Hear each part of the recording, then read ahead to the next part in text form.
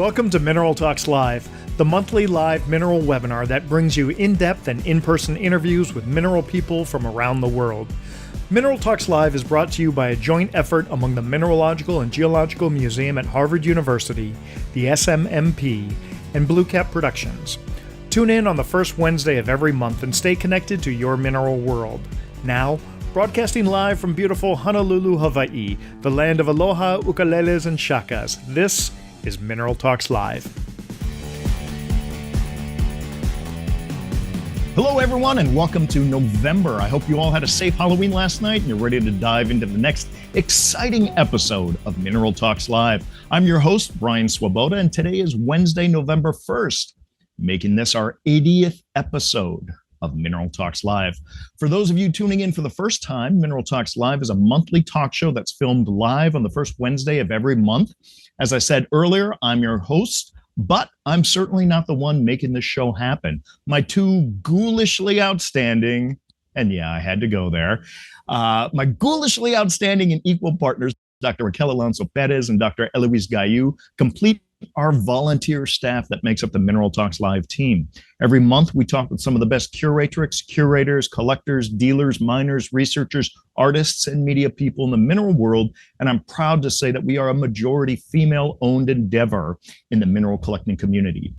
If you happen to have missed any of our past interviews, there is a complete list of all those episodes, along with links to those interviews at the URL located at the bottom of the screen.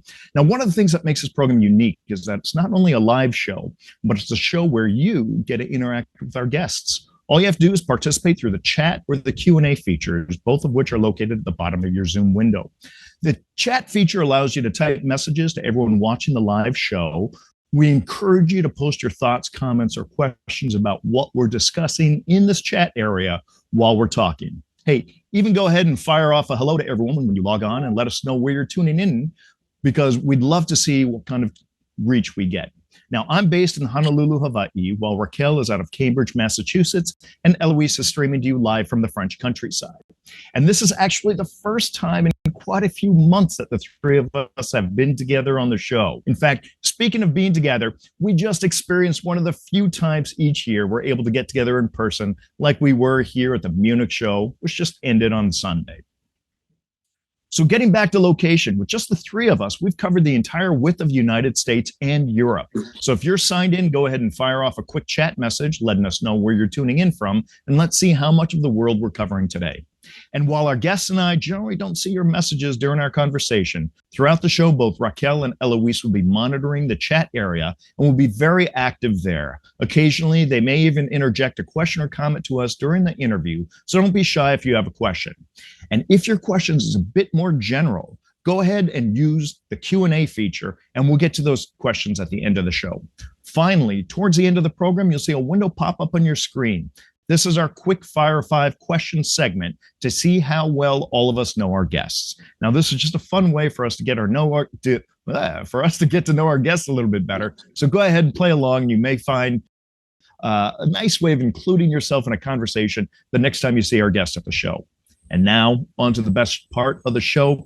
Coming to you live from California, we have a man who, while looks big and intimidating, is really one of the nicest and gentlest people I know. A man whose belly laugh will get you smiling, whose friendship you'll end up cherishing, and whose knowledge of minerals will keep you coming back for more, Mr. Rick Kennedy. Rick, how you doing, buddy? Good morning, Brian.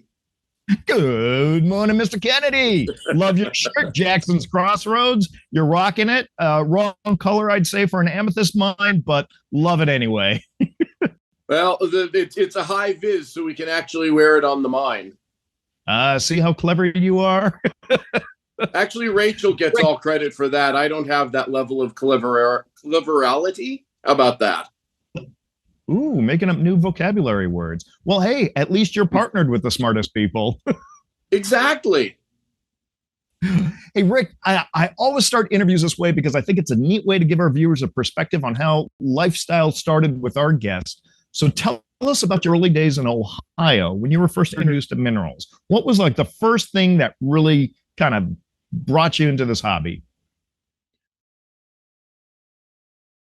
So when I was about 8 years old, I got bussed into my second grade Catholic school. And as it just so happened, after school was over, it took about an hour or so for the buses to get to us. And there was construction happening next to the school. And I was in Englewood, Ohio, which is a suburb of Dayton. And pretty much anywhere you dig down in Ohio, you hit mineralization. So as kids, we were collecting calcite, pyrite, and brachiopod and horned coral fossils, though we had no idea what any of that was. Wow. So you found things in the ground. You guys were bored. You just kind of started collecting it just because they looked cool. Exactly. And then as it turned out, a good friend of our family was a geologist and a professor at the University of Dayton. So before we moved off to California, when I was 9, he actually gave me my first rock collection. No way. What was in the rock collection?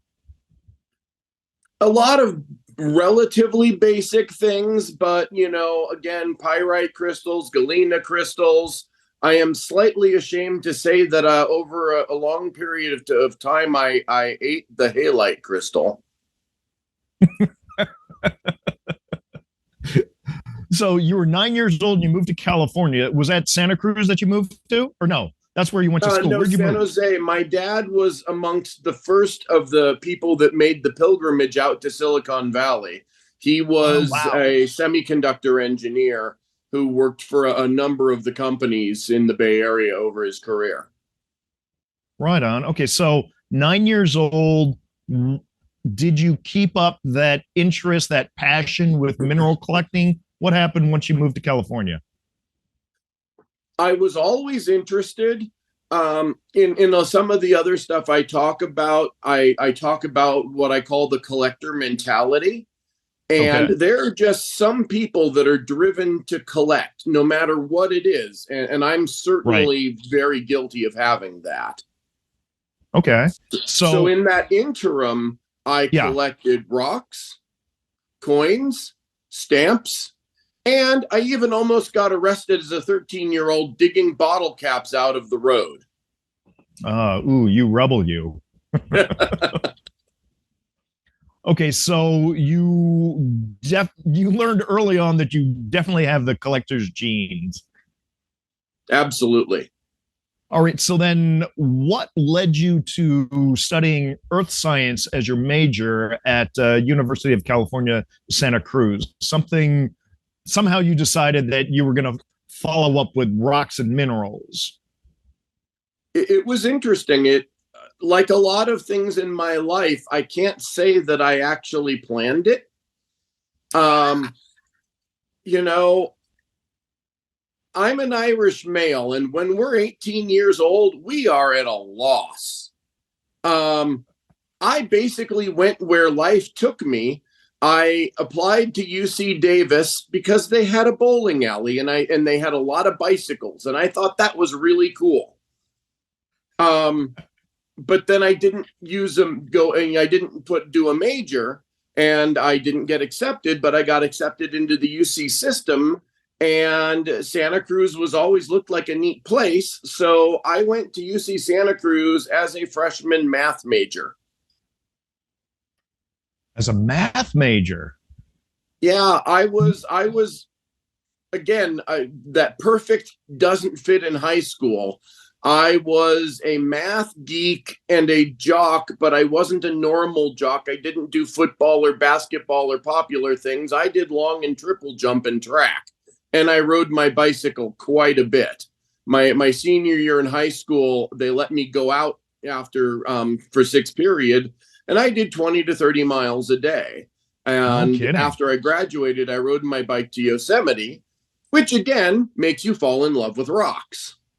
Sure. So at the end of my freshman year, when I realized that I didn't want to be a math major, I took an Introduction to California Geology class. Oh, cool. And that did it. As I started to learn more about California geology, I just fell in love with it. I fell in love with geology. And the next quarter, I changed my major to geology and never looked back. Right on. Okay, so now you are focused on geology. When did you start Earth's Treasures? Because I know you started that when you were still in school, but I'm not sure when in school. So around my junior year in college, which was 1984, I started getting interested in, minerals that were potentially worth money. A girlfriend's mother gave me her collection, and that was my first benitoite. And I immediately fell in love with benitoite. And I started to learn how to etch specimens and clean them, and that, some of them could be cut as gemstones. And I also, I worked or visited quite a bit with the local rock shop. And see, that's a beautiful specimen from my old friend Steve Perry's collection that I helped prep along with John Volter. Right.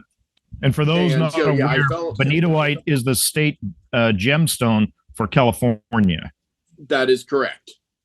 And it has, as I'm sure you guys know, it has one of the great stories of all mineral finds. Some guy goes up looking for cinnabar, finds these weird looking crystals. The first idiot said they were volcanic glass. I'm not sure if you've ever seen a benitoite crystal, why you'd think it was glass. Other people saw the color and said it was sapphire, but it was too soft.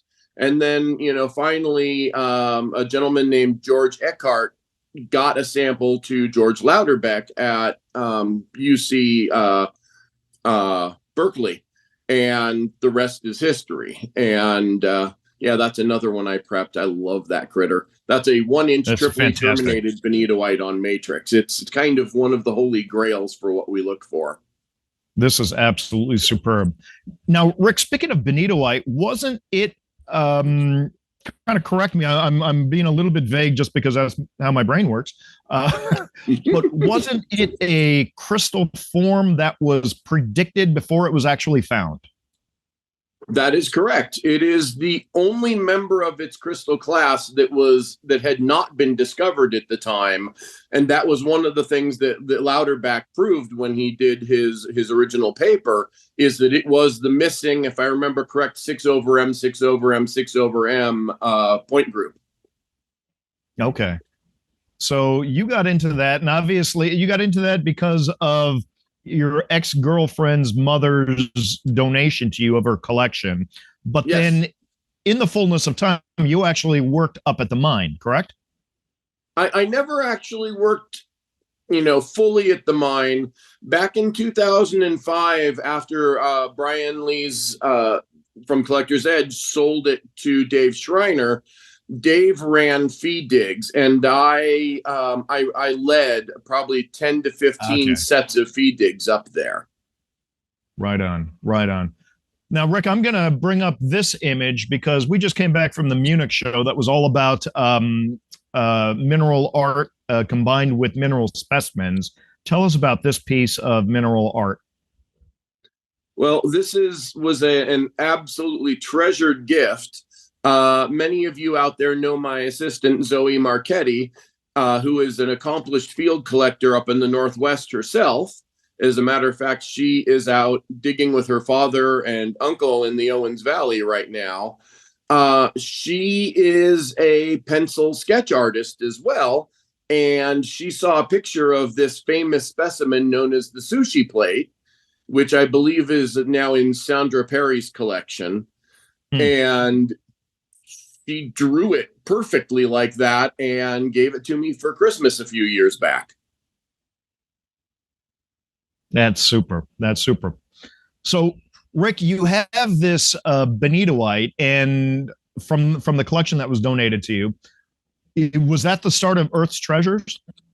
Pretty much, yeah. I was frequenting my local rock shop quite a bit, a place called Gems Galore that I later worked for a couple of years.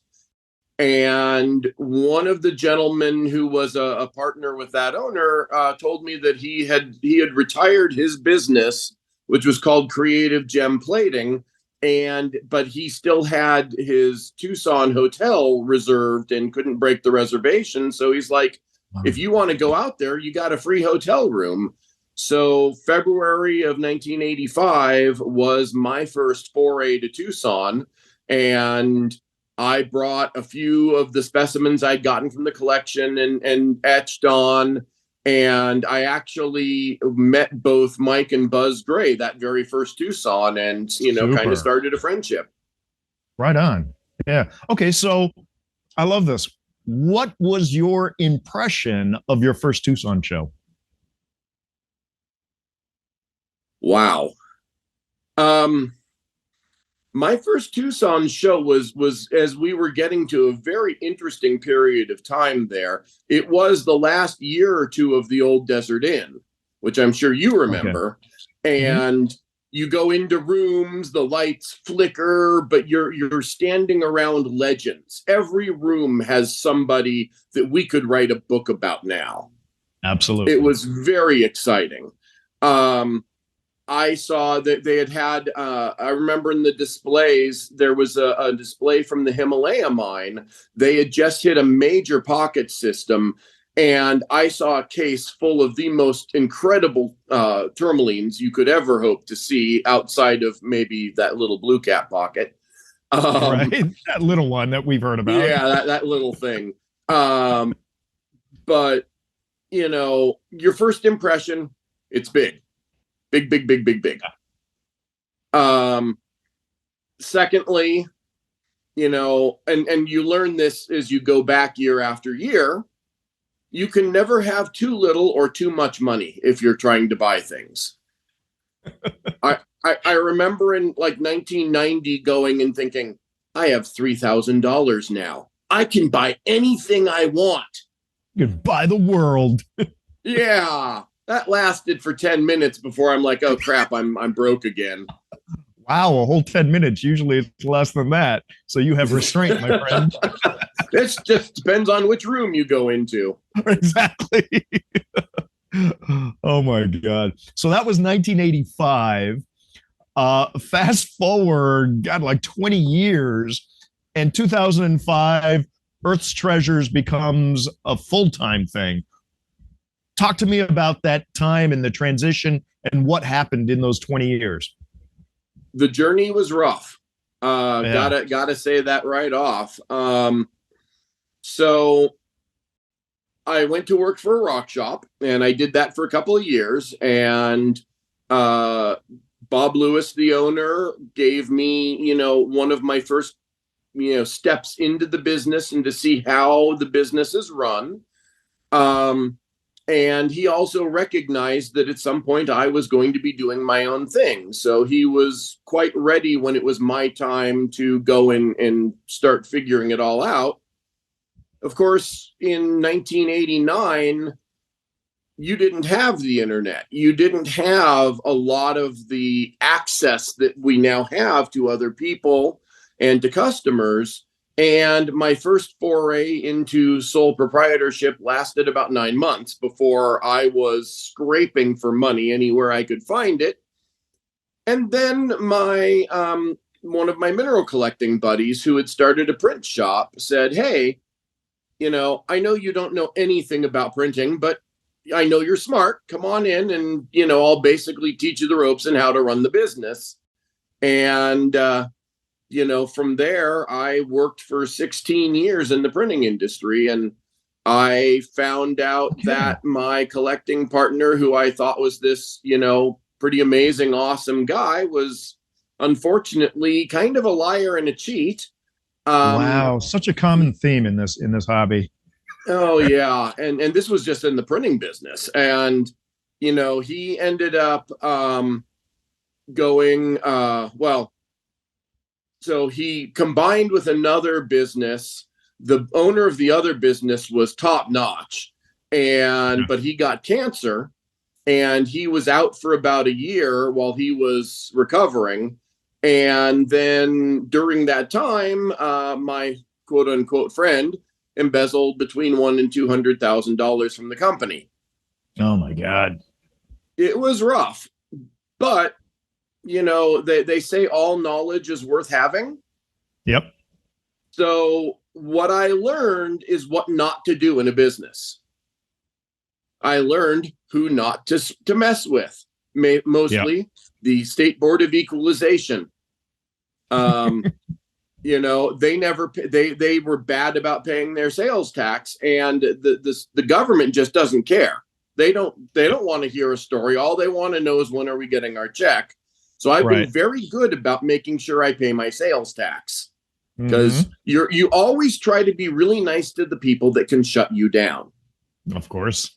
I also watched how he treated people, and made up my mind I did never want to treat people that way.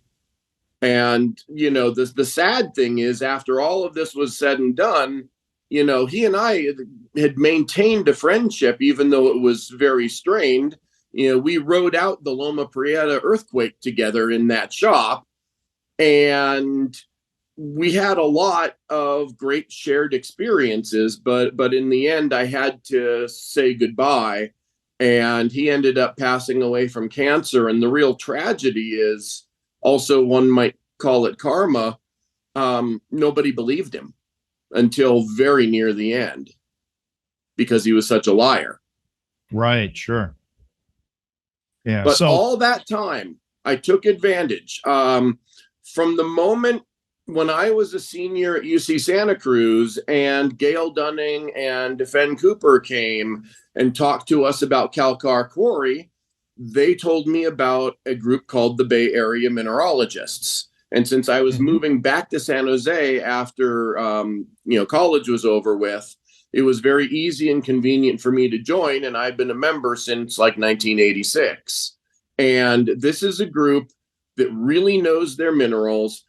Basically, if anybody who goes to a Friends of Mineralogy symposium, it's those kind of people that are members of Bay Area Mineralogists. And not only are they a bunch of really smart people, they dig and they go to interesting places. And it was just a fantastic way of very slowly gathering my digging skills, my identification skills, and, maybe occasionally even people skills.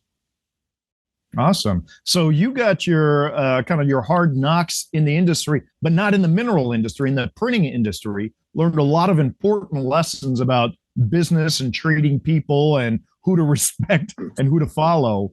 And then you brought that all to the mineral world. And then you started learning more about field collecting and participating with other people in the group. That is super. I love that. So yeah, I've been kind of a master of the long game most of my life. I am very patient with human beings, and I wasn't making a lot of money at the print shop, but it was making enough that I could still go out on the weekends and dig. And I got to experience so many amazing localities, especially in San Benito County. But also, places like the Champion Mine in Mono County, the Reward Mine, Garnet Hill in Nevada, a few places in Arizona.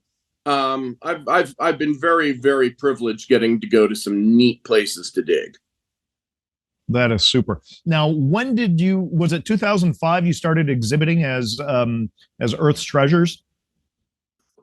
I started doing shows earlier than that. Okay. There's a club in the East Bay that put on one of the best shows in the Bay Area, and there were a couple of gentlemen, Adrian Diet and Ron Miller, who got to see me and know me a little bit as a young collector and dealer, and they both helped give me my first chance to do a show.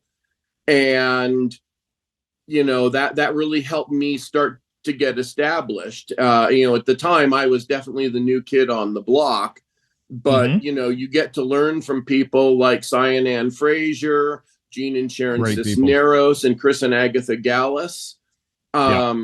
Those were amazing, wonderful people to have as the established dealers in the Bay Area, because they're all good people. They are all very, very smart, and they know their rocks, and they were nice to a young kid who wasn't necessarily going to spend a lot of money with them right away.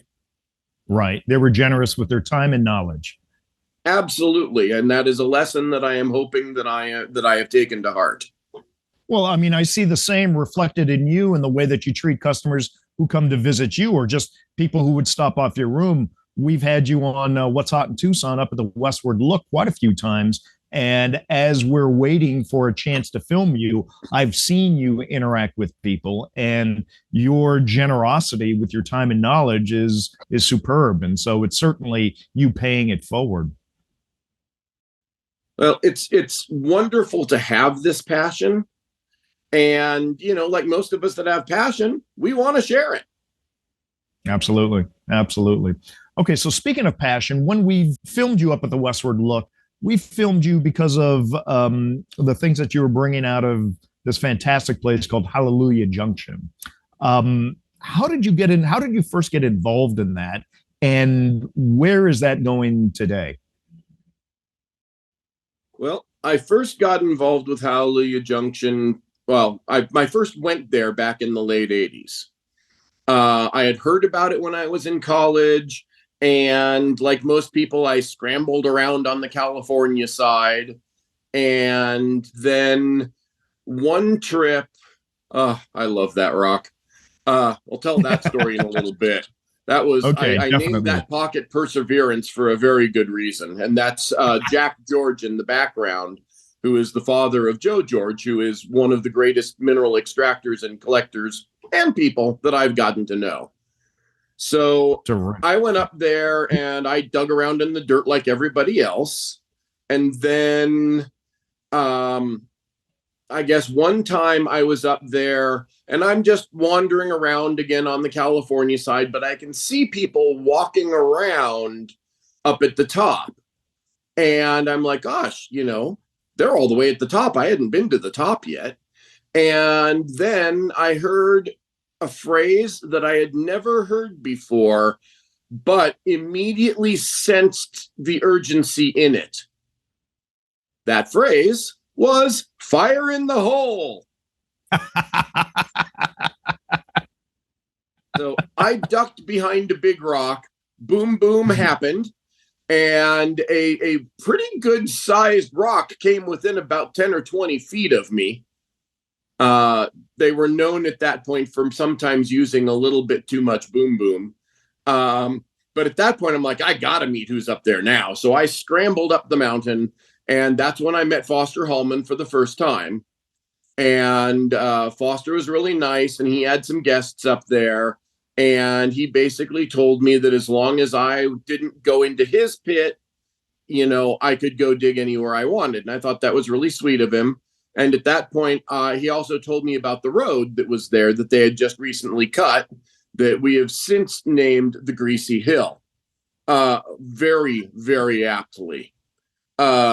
So I walked down it, and even the very first time I walked down the Greasy Hill, it was so steep, I slipped and fell on it. Oh my God. It's a very steep, it's a heck of an uphill.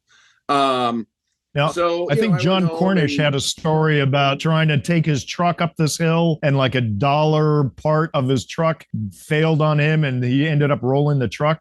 Same hill. Oh yeah, that's Greasy. Yeah. Okay. Yeah, no, it's in the Nevada lithography. Joe George and I wrote an article about Hallelujah, and the opening picture on that thing is our cars stuck on the Greasy Hill. I had gone up with Paul Geffner, Adam Levin, and Dan Evanich, and Jan Johnson had invited us to his claim. And while we were up there, unholy hell unleashed itself on us.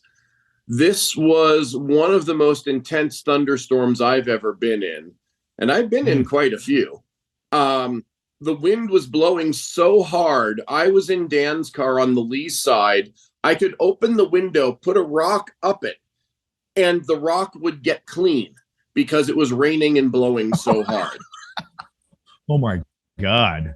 So we decided after it stopped and we gave it some time to dry, we drove all the way to where the greasy hill is. And then we started to walk down it a little bit, and it was slick as can be. But Jan Johnson, who's one of the best four-wheel drivers I've ever met, was like, I'm going to give it a try. He says, I'm going to go half on and half off the road. And the nasty part of Greasy is kind of like a 3-bump water slide. So he was going to stay off the road on the right and, part on, part off, get to the bottom of the first hump, then go to the other side, then go half on and half off to that side where it was safer, then maneuver his way down. Well, so he did the first part. It looked scary, but he did it. Then as he's going across the second part, he just kept sliding, went into the ravine. And the ravine's not bad. He says he's driven it before, drove the ravine to the next bump, came back up, tried to get on the road, slid across the road again, and he's like, done. So he called it Mr. Toad's Wild Ride. Yeah, right. And he had a young collector who had hiked up up from California. He had put him in the car to keep him safe from the storm and everything. So he was giving him a ride down. And at some point, as we were walking down to see if he was okay, the kid was like, okay, I'm gonna take off now. And so I asked him, I was like, you're slipping and sliding and doing all this stuff, and this poor kid's got no control over any of it. Was he okay? And Jan, who has an incredible way with words, looks at me and says, well, when I finished Mr. Toad's Wild Ride, I looked over at my passenger and I thought I saw a tree full of owls. Just wide-eyed. Very wide-eyed. I can imagine. Yeah. So I first got up there in the late 80s. I met Jan in early 90s, and I saw that they'd split their claims up. And then I stayed away from there until the early to mid 2000s, when at that point, Joe George and Paul Geffner had gotten more involved with what was going on Foster's side. And Bay Area mineralogists did a feed dig up there. And my friends, John Magnasco, David Lowe, Dan Evichin, and I all came together and decided we'd team collect. And so we did. We had a great time. And that was the first real instance I had with, using equipment and having a track hoe scraping for us. And I found that I liked that. And it was also my first real experience with the type of Paul Geffner that many of you have seen. Joe and I looked at his own, and he's like, yeah, go in after here, do this. And, I'm hammering like crazy. I'm beating on this rock, and Paul comes over and he's like, why are you doing that? We have a track hoe. Here, hold on. Step out of the way. So, let's take a look, see what you're doing. Get in here. And say, oh, you're going the wrong way. Your pocket's over here. And and he moves a couple of things. Okay, now put your hand in. Big thing about Paul, he wants to make sure people pull their own crystals. So I learned that lesson, pulled 2 really bizarre scepters out, and I was kind of hooked after that.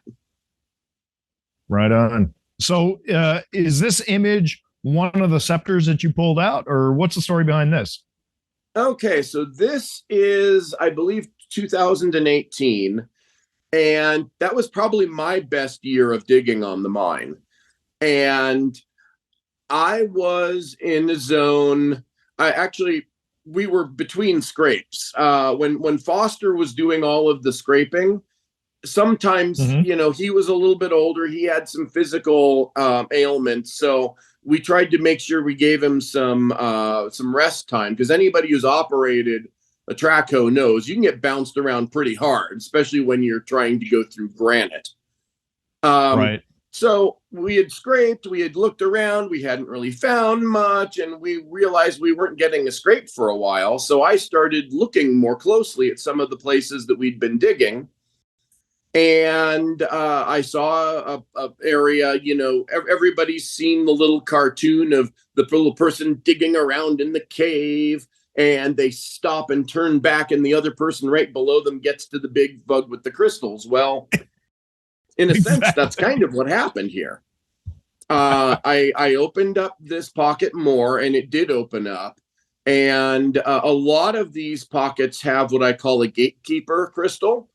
The very last mineralization that happens at Hallelujah is what creates the larger bulbs and the more amethystine material. And it tends to fill a pocket.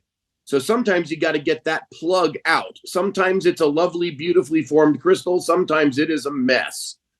Mm-hmm. So I'm working on this, and I'm trying to move this thing out. And there's this little, point that's bugging me, and it's in my way, but it's not pulling. And all of a sudden I'm like, maybe I need to be a little more careful with this.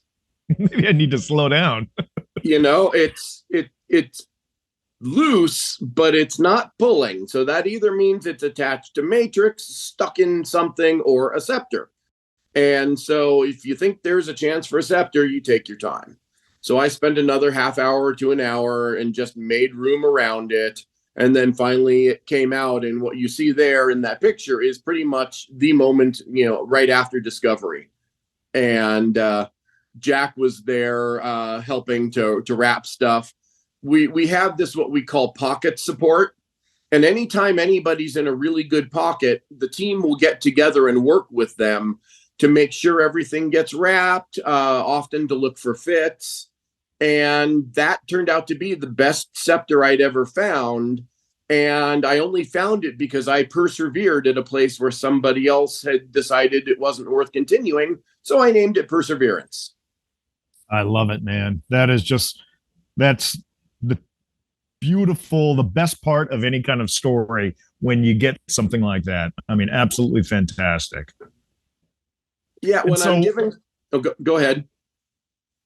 Now, you own a claim up there now, correct? I am what one would call a minority partner. So okay, all right. There are 3 majority partners and 2 minority partners, and I'm one of the minority partners. Super. Now, what about this piece here? This is another photograph that you sent me for the show. Button scepter. Yes, I love that one. That was actually a pocket that we named Lisa's birthday pocket because it was found on the birthday of Paul's wife, Lisa Bennett. Okay. And we had some guests over that day, and a couple of them it's 99% of the guests I absolutely love. Every once in a while, there are a couple that get on our nerves, and this time was one of them. And I put these guys in this, what looked like a juicy pocket. And 15 minutes later, they're over looking for another place. I'm like, what happened? And they're like, nothing there. I'm like, wow. Gave up too easily. Really thought there was going to be something. And then there were a nice young couple that were there. And I put the father and the son in these pockets that were close to each other. So I put them back in that other pocket and, helped them extract a couple of really lovely amethystine bulbs. So they were really happy. And I'm like, well, since I'm sitting down here watching them, might as well dig this pocket that's still here. And it produced about 5 really, really special pieces, this being one of them. And that little button head is just really sweet. If I remember correctly, that one is now in the collection of Ryan Anderson, who's one of the partners next door. Okay. All right. So this site is famous for the scepters. Now, this looks like similar material, just they don't have the amethyst tips. So we get scepters, we get points, we get clusters, and then of course, these sometimes very interesting bulbs. This was, I think, the day after my birthday in 2019. And I was having a miserable day.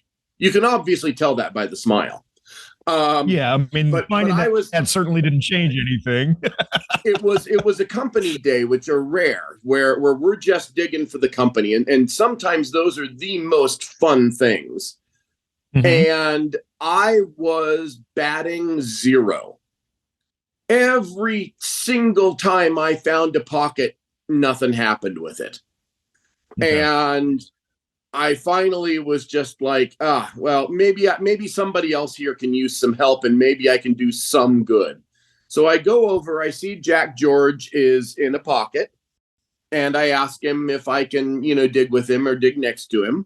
And he's like, yeah, sure, come on. And the thing about the pockets on our side is that they are very triangular. They have really good structure, most of them. Whereas next door, there's a lot of collapsed pockets, which gets them a lot more of that late stage mineralization. So they have more purple than we do, but we tend to have better formed long scepters than they do because our pockets don't get crushed. Gotcha. So I'm looking at this pocket and I'm seeing that. I'm like, where's that? So I ask him and I start digging over here. And he says, sure. And I move a few things and I open up, and it was the ceiling of the pocket had just separated this much from the top. And the pocket was just enough size that the crystals didn't contact the floor, but they were close enough to it. So when it separated, they didn't break. So plates like that are really uncommon, that quality, because all of those crystals are gem clean throughout.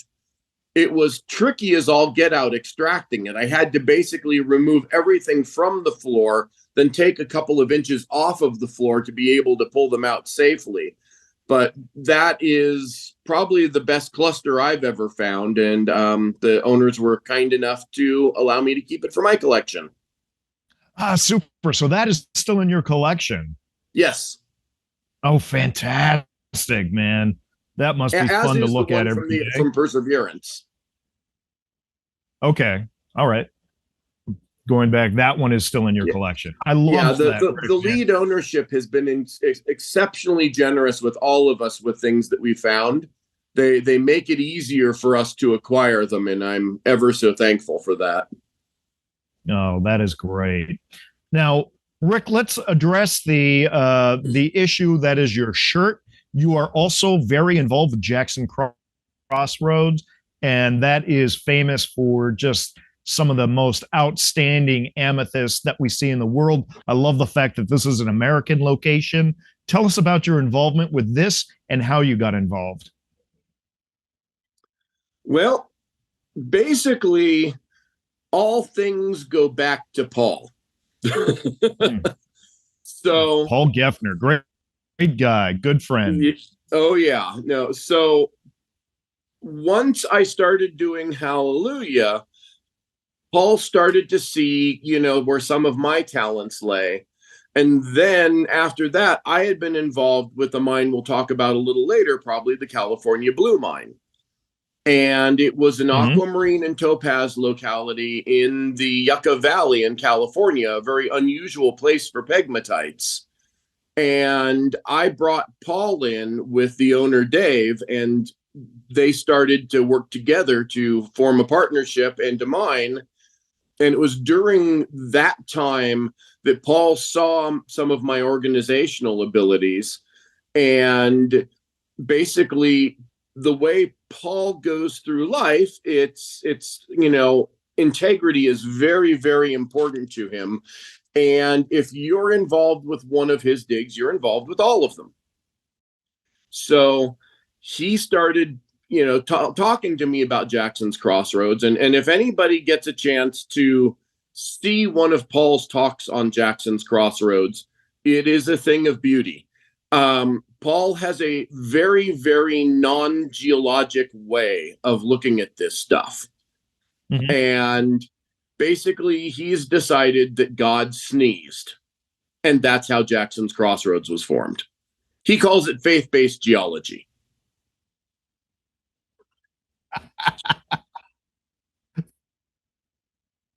So in 2015, he invited me to come out, and I came geology. out.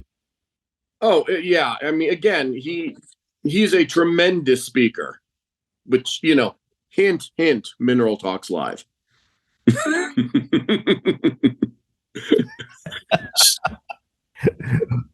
He is definitely on our list. Oh, good. Good. I'll make sure he knows that. I'm about to spend an entire month with him.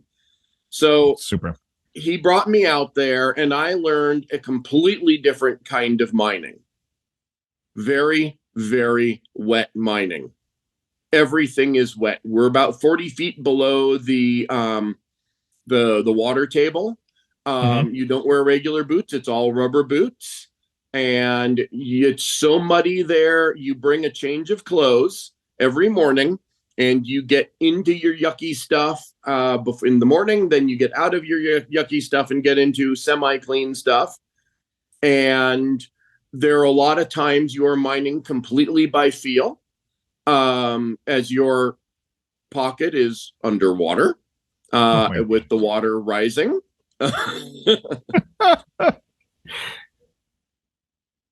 Now, I've got an image up of you after you had done a face plant. So this was a couple years back, and next to me is Heidi Mailing, who is one of our partners, she and her husband, Chuck. And we were in a pocket that Paul discovered that he named the swimming pool pocket because you could pretty much go and swim in it. And again, most of it was underwater. And there was a plate that I could feel under there. And it was just heck to get at it. And we're trying to, bail water out of it and everything. And finally, I just said, you know what? Just get in there. I held my breath and reached in and got it loose. And then at some point was able to get myself back out of the water and ended up with a lovely plate. I don't know who ended up with the plate, but that pocket had a lot of really nice clusters with like blueberry style amethysts on it. It's not the most valuable pocket we've ever found, but boy, was it fun. I love it. And then this is a nice image of a typical specimen that really kind of shows people why this is such a popular and super spot to dig and to collect. Yeah, I love that rock. I also I have a little bit of ownership in it, in that it was our operator, Travis Harton, who is also our lead extractor there. And he and his wife, actually, I think, found this pocket, Linda. And we spent about an hour to 2 hours with a manual tile saw, working on grid doing and making it so we could get around that thing and pull it out. Okay. That main cluster was in pieces and not on the matrix. And I was fortunate enough to be the person to find all the fits and find where it fit on the matrix. And so I really like that one. Who reassembled this? Was that you? Me. Fantastic. A nice job trimming of the matrix. Yeah, no, we saved everything, and luckily there weren't too many pieces. There was one last one that was befuddling me, so I ended up taking everything and going upside down on it. And once I was upside down, I could see the right pattern, and boom, it clicked right in. I love it. Where is the space now? That's a really good question. I think one of our partners at Hallelujah, Lance Ruffle, who's also a minority partner at JXR, I think he ended up buying that one. Wow. Super. Yeah, it's killer. Rick, there's so many other spots that we want to talk about. Yeah, I mean, you were doing aquamarine at the California Blue Mine. You've done opals, but you also are we gonna get a roaming camera and go look at some of your pieces on display in your exhibit in your collection? I'm not sure. Okay. Well, if not, let's continue with the stories on the mines. I know we put the poll up, so this is the quick fire 5. Rick, you can go ahead and close that window. Don't close the browser. But right, I did. Okay, good. So why don't we go ahead and continue? I think, if I'm not mistaken, this is from the California Blue. Absolutely. Tell us about your involvement here. Digs there. I missed what you just said, Brian. I'm sorry. I just said, tell us about your involvement here. Sure. So, again, it's amazing how these things all come together, and what, weird coincidences. So a buddy of mine, Richard Shields, who is a fluorescent person, a fluorescent collector and dealer, I should say. I'm sure his teeth fluoresce too. He was down in the Arroyo Grande area, and he met through another collector, this gentleman, Dave Schmidt. And Dave lived out in Yucca Valley. And the way Dave describes it, Dave's a really high energy guy. And he was driving his wife nuts, who was studying to be an RN. And she basically was like, get out of the house for a while. So he had a quad and was running through the back hills and everything. He's like, all right, babe, I'm going to go find you some emeralds and diamonds. And he's thinking, bullets and bottle caps, probably. But, Dave had a very inquisitive nature, and his grandfather had actually owned a rock shop. So he was, no stranger to these things. And he's driving around out there, and he actually found a pegmatite that had probably been prospected but never really dug. And he put the time into it and ended up, doing, thing to make a proper claim, and, named it the California Blue Mine. And after Dick introduced us, he had me come over, brought me up to the mine. We talked about a lot of things. He showed me things he had found. He was pretty much digging by hand and with the hammer drill tool, and just rat holing his way into pockets. And I worked with him for about a year or two. And also another geologist named Mike Hunterlock was also instrumental in helping him out. And at some point, I became his sales rep and mining buddy. And also after the Hallelujah thing, I talked with Paul Geffner, got these guys meeting, and we did about 5 or 6 projects out there. And it was some of the funnest digging I've ever done. I don't know if I gave you pictures of the DT pocket, but there was a pocket there that was above the peg that produced like 150 doubly terminated gem clean crystals of quartz. Now, is this one of the pieces? Yes. This? Wait, yeah, this is from the California Blue? The Sunset Zone. Holy crap. Sorry for the language. I knew I had this photo, but I just assumed this was Brazilian, and I wasn't going to bring it up because it was like, we're running out of time and we don't have time to talk about Brazil. Oh my God, this is stunning. It produced the highest quality aquamarine I've ever seen out of California. This is amazing that this is out of California. Yeah, and this is actually one that I dug and is in my personal collection.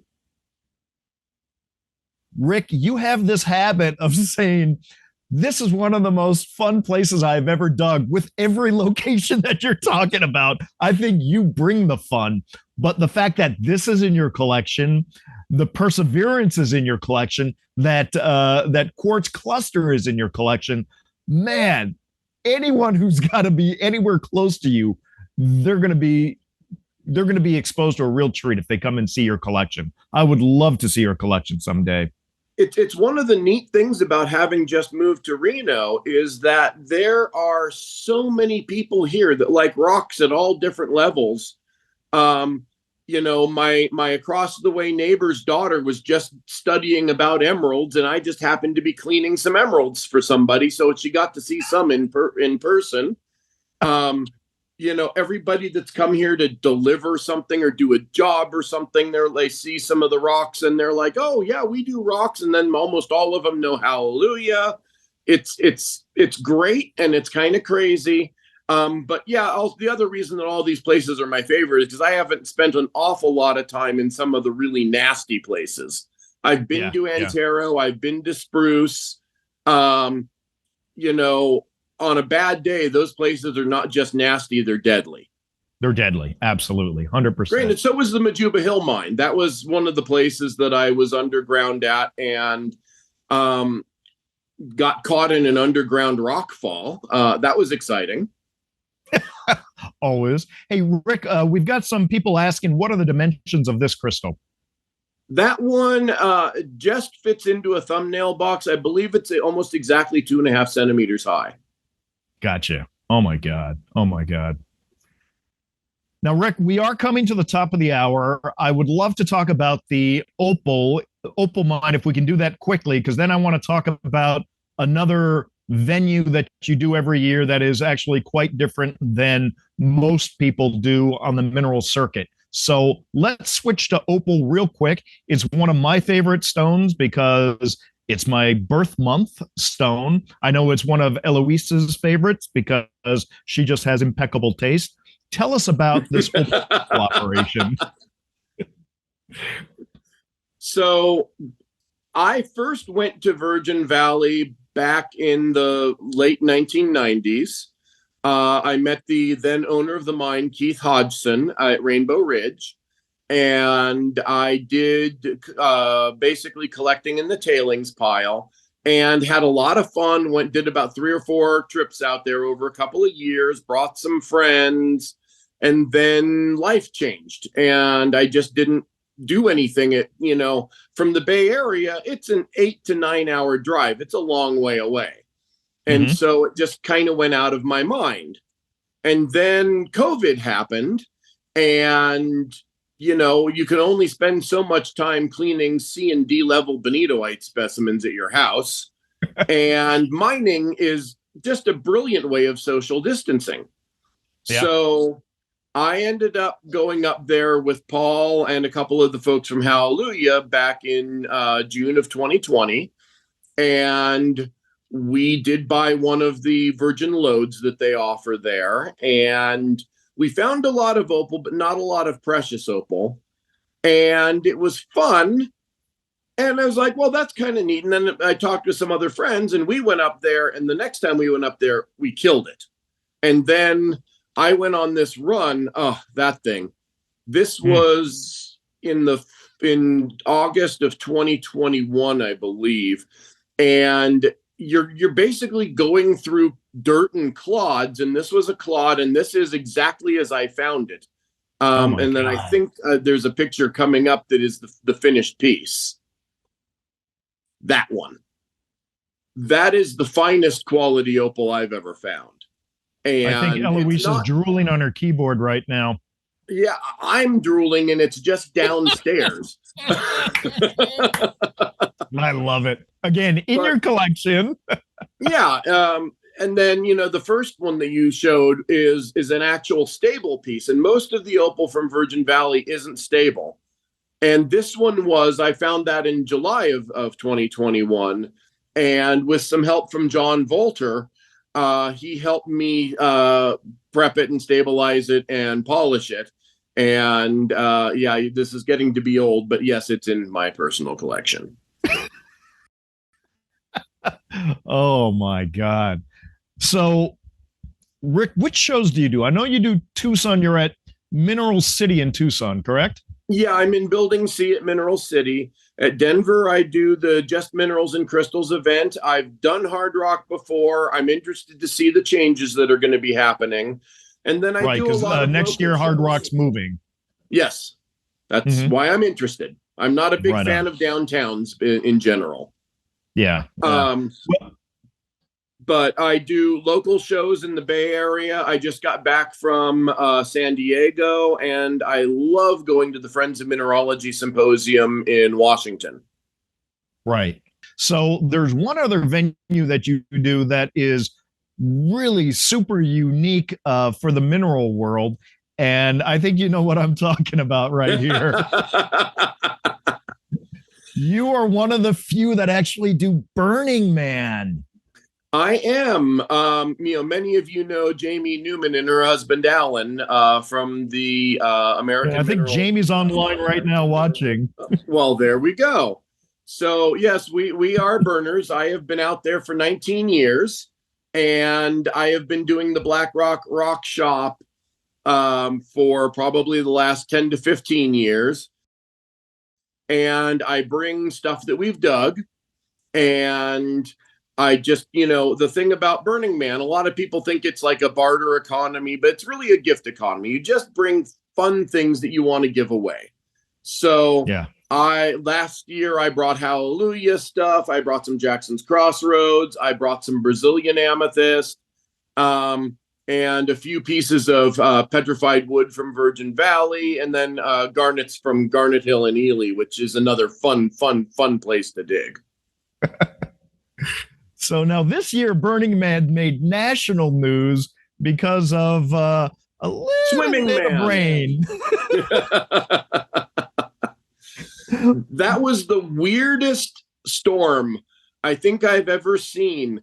The low pressure center stalled. It was supposed to be go right through us, 5 to 10 points of rain, nothing special. And it stalled, and about a 10-mile wide swath of clouds just kept going over the playa. And by the end of the day, we ended up with, I think, between 1 and 1.2 inches. So just an insane amount. And none of us that bring structures out there bring waterproof structures. Right. So it was a mess, but burners are resilient people. And that's my campmate, Steve, there in the foreground.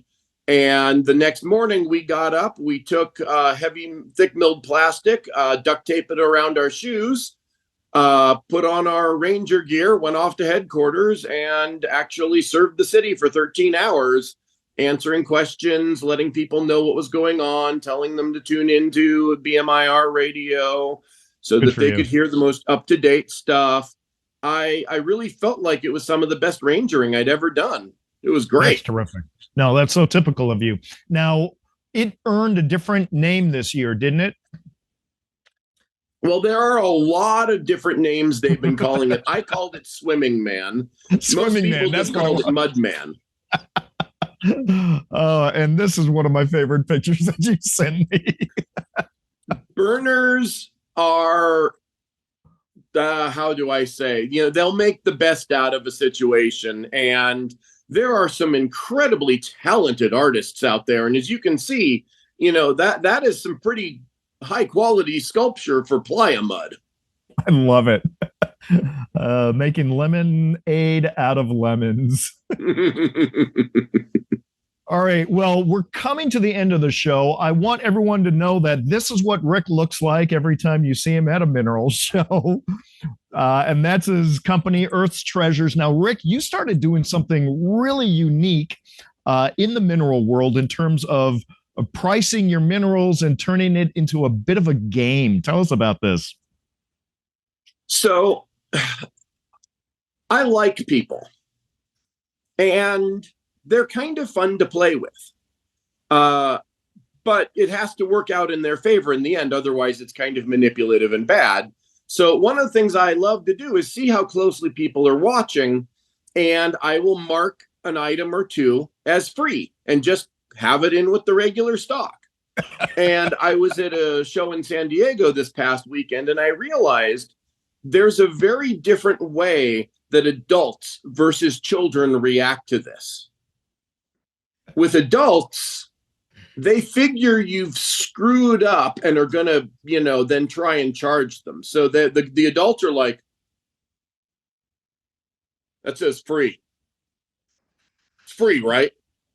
And I'd be like, yes, it's free. And they're like, oh, okay, great. Okay, and off they go. But kids are fantastic. The kid will be like,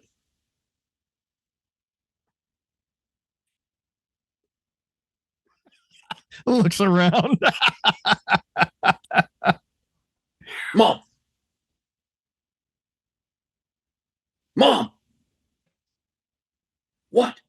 Get over here. Free. Free? Well, ask the nice man. Ask the nice man.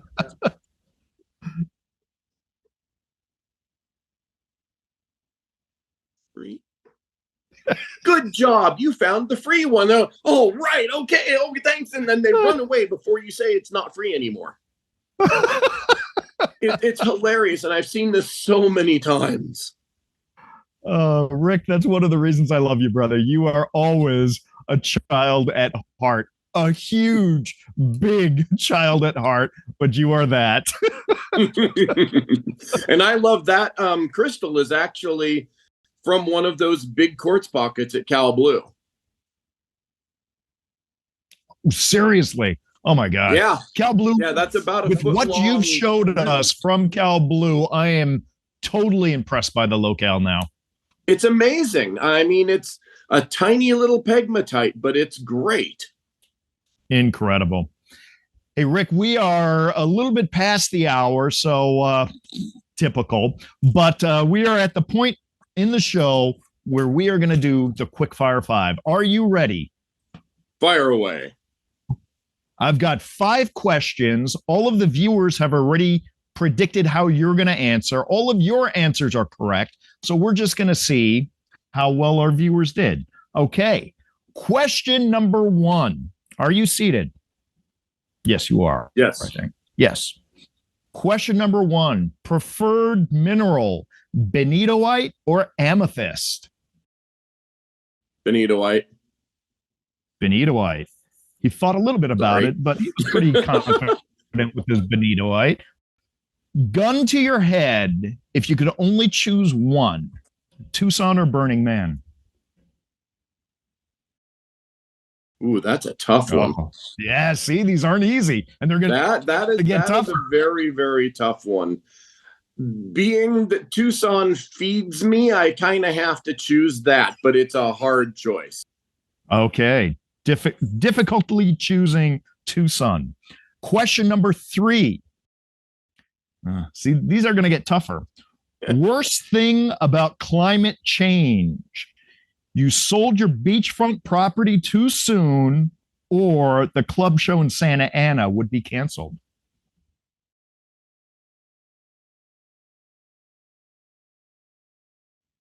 I'm thinking a third choice, but I'd probably go with Santa Ana being canceled. Santa Ana being canceled. Okay. Question number 4. Number of miles traveled each year for a mineral show: pi times infinity or to the sun and back twice? Well, anything times infinity is infinity. So the other one would have to be closer to being accurate. Yeah, I drive about 40 to 50,000 miles a year. So I guess the sun and back twice. The sun and back twice. Final question. Best reason to drive 400 to 500 miles: A, collect opals that fade and crack, or B, collect garnets that nobody cares about?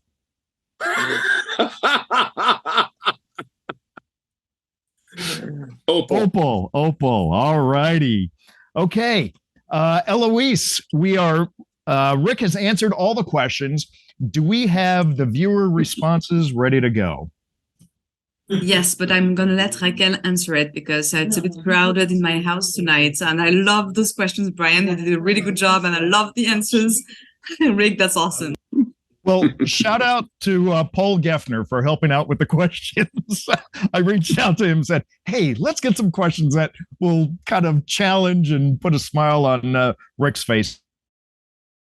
Why does this not surprise me? Exactly.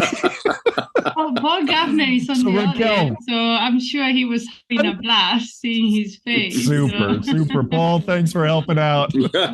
Okay, question number 1, preferred minerals, benitoite or amethyst? With very little hesitation, Rick went with benitoite. What did our viewers say? Benitoite. Benitoite. Nice. Okay. Question number 2, choose one, Tucson or Burning Man. It was a little bit of a struggle, but Rick went with Tucson. What did our viewers say? The audience didn't go with the struggle. They thought he was really Tucson. 72%. Oh, okay. Interesting. Worst thing about climate change, beachfront property sold too soon, or club show choice 3, but he went with choice 2, Santa Ana show being canceled. What did our viewers say? Santa Ana show being canceled. But I want to hear from Rick the third option. Oh, I'm just okay, good. Rick, what's option 3? Some, that all of a sudden, my place in Reno becomes beachfront property and is worth $5 million. Okay, that's a good one. Ooh, hey, I'm going to go with option 3 too. I like that one. Question number 4, number of miles traveled for mineral shows each year, pi times infinity or to the sun and back twice. Rick went with sun and back twice. What do our viewers say? Same. Agree. Same. Agree. Hey, we got 4 out of 4 going to the final one. If we get 5 out of 5, that means you get a special treat from Rick. I don't know what that is. Number 5, best reason to drive 400 to 500 miles to collect opals that fade and crack, or to collect garnets that no one cares about. Rick went with the opals. What did our viewers say? Question, by the way. It is, isn't it? So typical. So I'm sorry to say our audience thought he would go for the garnets. Oh man, 4 out of 5. That is actually pretty good. That is darn good. Let's turn it over to Raquel and Eloise for the Q&A. Do we have any questions from our viewers that they'd love to have answered by Rick? I'm surprised because I think everyone was listening so much to Rick, we forgot to ask questions. We were just so into the stories. So we don't have any open Q&A, but I do have one, if I may. So Rick, the lady with the glasses in the front there. Go ahead. So I know you, and I think most of us, we know you more as a dealer, as an own miner. So I wasn't sure of your collection. And throughout the interviews, like, that one is mine. That one is in my collection. So what are your collection? Is everything that you have self-collected, or do you also buy things that fit within your collection? I am a very, very organized, disorganized collector. What that means is that I have a lot of varied interests and suites that go with those interests. So yes, self-collected is a big part of my collection.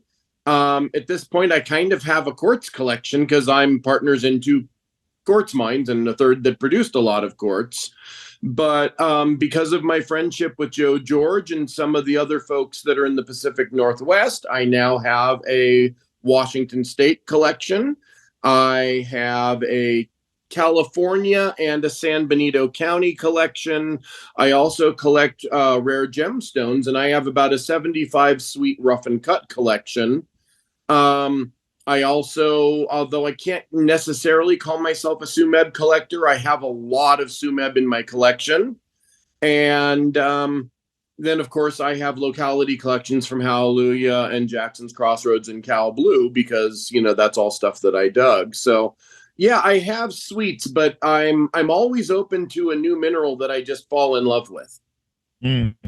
Oh, and an opal collection, too. Can't forget that. Wow, I'm impressed. Thank you for sharing. Actually, we have now one question. I think now people is like, oh shoot, we can ask. What's the largest or heaviest single stone you have personally mined? Okay, let's see. Personally mined, I'm going to go with 2 potentially, and they're not monstrously huge, but they're probably 50 to 75 pounds.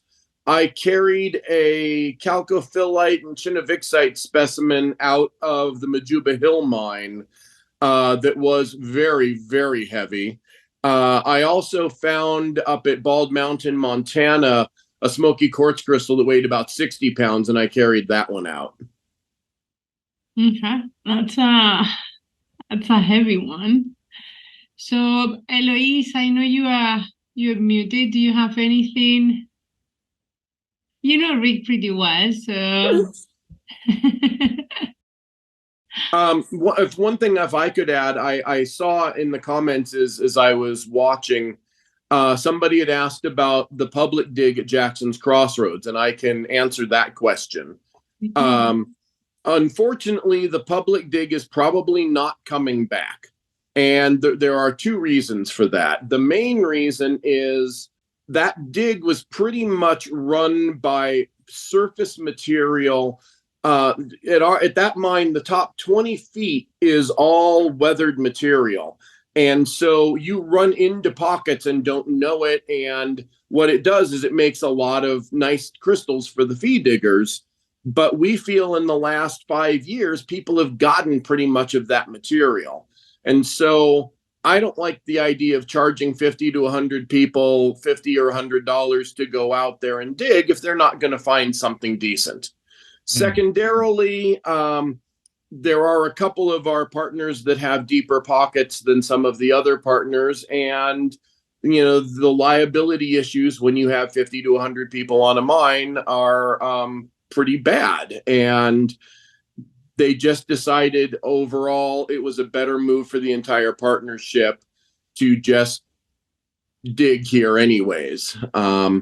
So we're saddened by that because there are a lot of people that had fun in those shindigs, but I also got, you know, a lot of people that I heard from that weren't happy. You know, they spent their money and all they found were little pieces of druzy quartz. So in this way, at least, you know, we're not making or people are spending money and having a bad time. Right on. Well, now, Rick, I know that you are headed off to Jackson's Crossroads. I think you're jumping on a plane tomorrow. Where can people find you on social media so that they can keep updated on what you find? Well, my Facebook is just me. So I'm pretty findable that way. And then my Instagram is the most boring Instagram name in the history of Instagram. It's just Rick Kennedy 1425 because all the fun names were taken. But that's where you can find me. Right on. All right. Do we have any other questions for Mr. Kennedy here? No, I think everyone was really just taken aback by how a good storyteller of amazing stories Rick is. Absolutely. And I love your impression. And he loves to tell them. Thanks for sharing. And I know that there are us. a lot more that we didn't get to. Yeah. Thanks, Rick. We will see you in Tucson in 2024. That's for sure, February 2024. And don't hesitate to go and to say hi to Rick and Zoe as well. You know, Zoe is going to be there in Tucson, and I know they're both mine diggers. Please feel free to go and see them at the show in their little shop, and they're always amazing to share stories. So thanks again, Rick. Thanks for being here. Thank you. We have the most explosive room in Tucson because we're C4. That is C4 at Mineral City. Superb. Rick, thank you so much for coming on the program today. For all of you viewers out there, thank you for tuning in today, and keep in touch because we're going to be back in 1 month's time with our next episode of Mineral Talks Live. Aloha, everybody. Take care. Thanks, everybody. Take care.